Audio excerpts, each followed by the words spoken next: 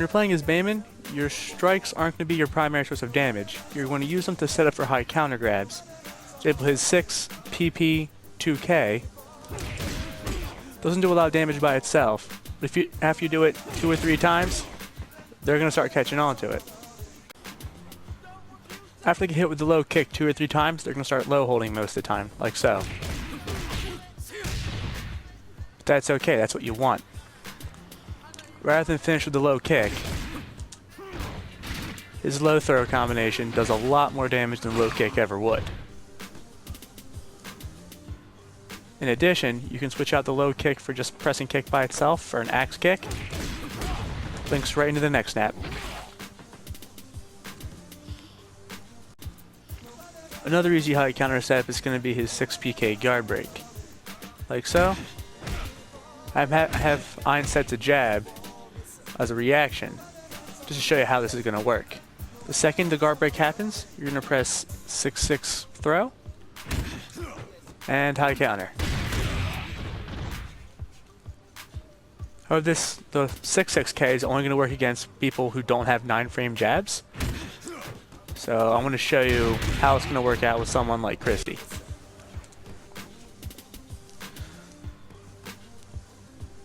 Now with 9-frame jab characters like Christie, the 6-6K's follow-up is not going to work as well. See?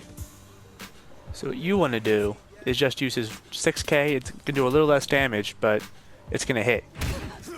See?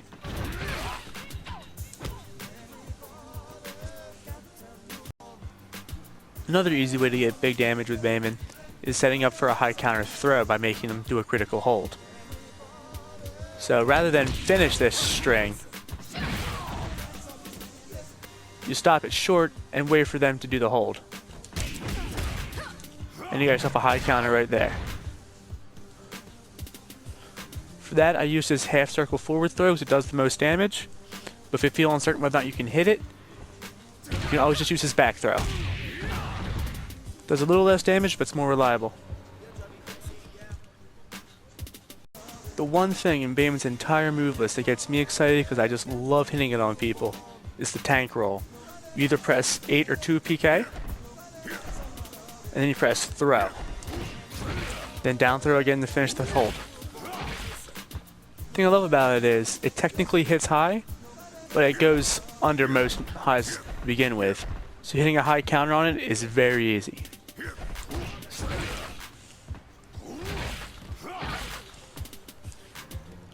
It takes a lot of practice to use, but once you get it down, you're going to have people on tilt just pulling their hair out because they can't handle this thing. And on high counter, it does a good quarter of their health to begin with, so it's a good tool to have in mind. Now, as you hit that tank roll more and more, people start adjusting their playstyle just to stop it, which means you'll see a lot more lows coming your way. Don't worry about that, there's ways around that as well. See, it's hard to work against that. That's okay. When they start doing that more, just use this 3 throw chain. It does even more than the roll as well.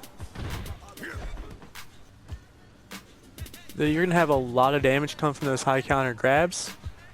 You should not forget about Bayman's strike game entirely because he has a few good combos that are going to help you out in the long run.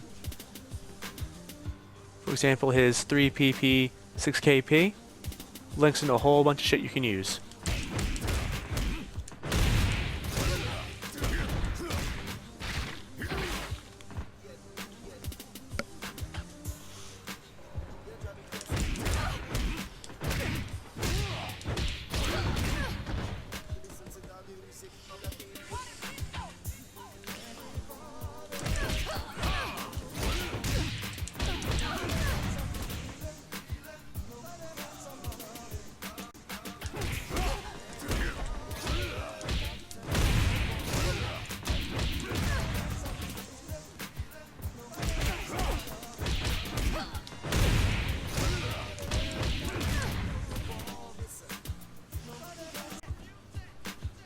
Bayman's wall game is also one of the strongest in the game. It's short, sweet, and does shitloads of damage. Just that little combo there. He also has a special offensive hold that can only be used when your opponent's back's to a wall. that, and it just kind of resets them. A lot of people are going to go back to striking or keep blocking after that, and it's an offensive hold. So you can just boop, boop. My record's 4 of those in a row. Feel free to try and beat me with it. Also, if you want to get some good wall damage, this is forward throw by itself against the wall. Does more damage like that. Another huge damage output for Bayman are going to be his critical holds. He has regular and expert holds. Use your judgment depending on what you think is going to be best, but I recommend using the advanced holds whenever you can. They're all one-parters, and they just do more damage in general. Check it out. There's a normal one, the 2-parter. Here comes the advanced hold.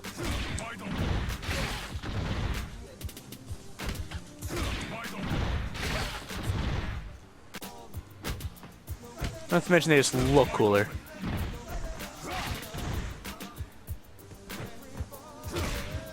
There's a normal one. Also a 2-parter. The high kick hold by itself does a good bit of damage. The thing about the advanced high kick hold is, rather than input the same input for the high punch advanced hold, you have to hit back and then forward up. And that's probably the coolest looking thing he does. Another trick with Bayman is going to be his back roll, which is quarter circle back, PK. From there you can do 2 things. You can do this low slide and kick. With a punch, it's a mid-punch guard breaker, has really good range on it. What I mostly use it for is for beating wake-up kicks.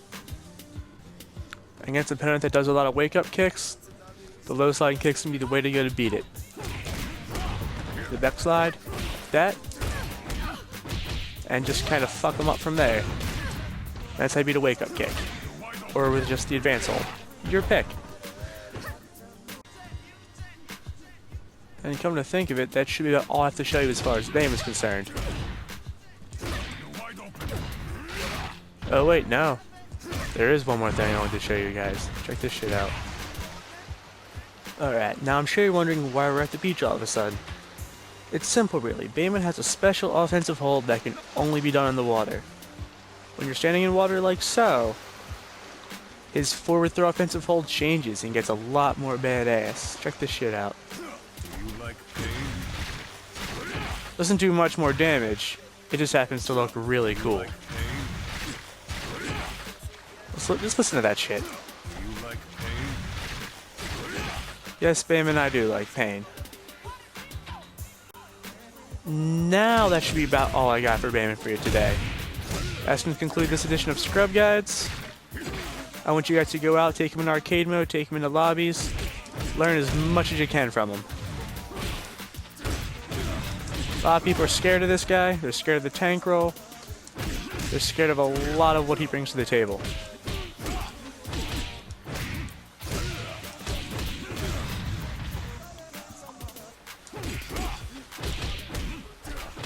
That's all I got for this time. You guys have a good night. Bye-bye.